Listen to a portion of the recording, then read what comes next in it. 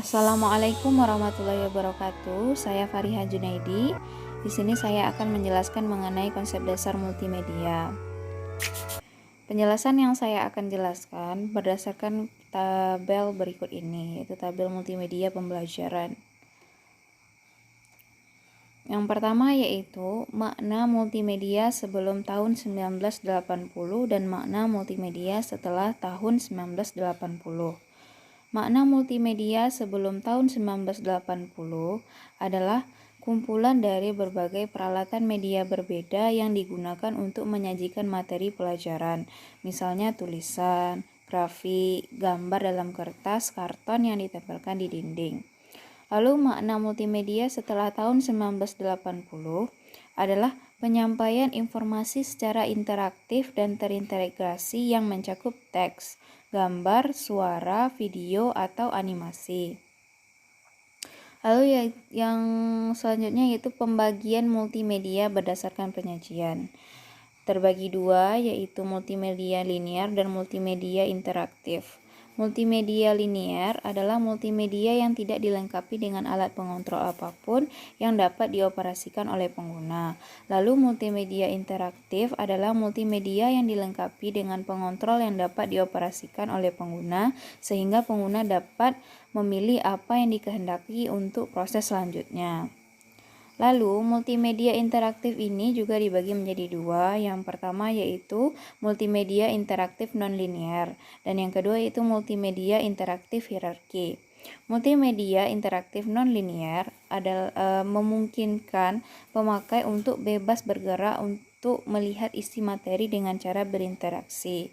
Pemakai atau pengguna dapat bergerak bebas ke materi manapun. Lalu yang kedua yaitu multimedia interaktif hierarki.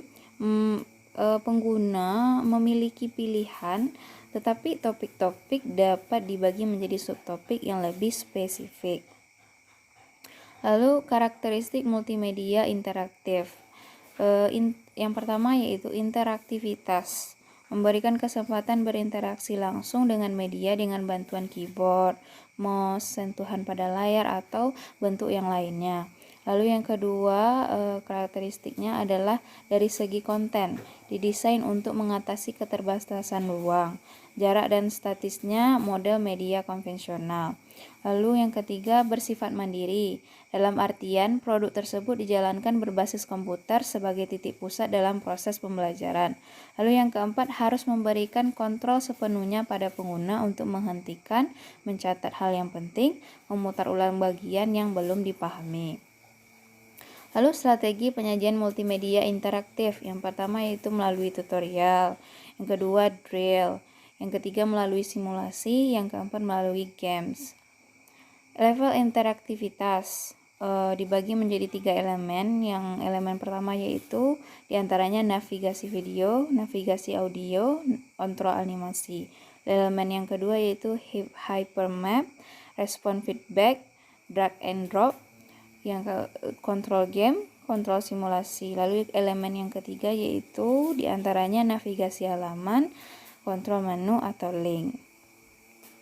Komponen multimedia, yang pertama yaitu teks, yang kedua grafik, foto, gambar, yang ketiga animasi, yang keempat video. Manfaat dari multimedia, yang pertama yaitu menyajikan benda atau peristiwa yang kompleks, rumit, yang berlangsung cepat atau lambat seperti sistem tubuh manusia, bekerjanya suatu mesin tata surya, perkembangan tumbuhan, dan lain sebagainya. Yang kedua yaitu memperbesar benda kecil yang tidak tangkap oleh mata, atau memperkecil benda sangat besar yang tidak mungkin dihadirkan di sekolah.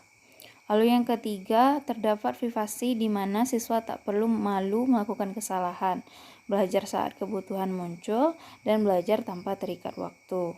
Lalu yang manfaat yang keempat yaitu dapat mengakomodasi cara belajar yang berbeda-beda sesuai kemampuan, kesiapan, serta dapat menyesuaikan kemampuan diri. Lalu yang kelima, manfaatnya yaitu menyajikan benda atau peristiwa yang jauh atau berbahaya. Baiklah, sekian dari saya. Terima kasih. Assalamualaikum warahmatullahi wabarakatuh.